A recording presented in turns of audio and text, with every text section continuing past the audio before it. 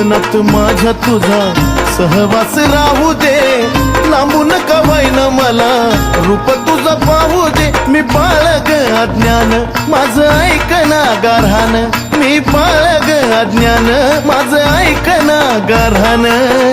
इतका कांत माझा पाती माये पाती,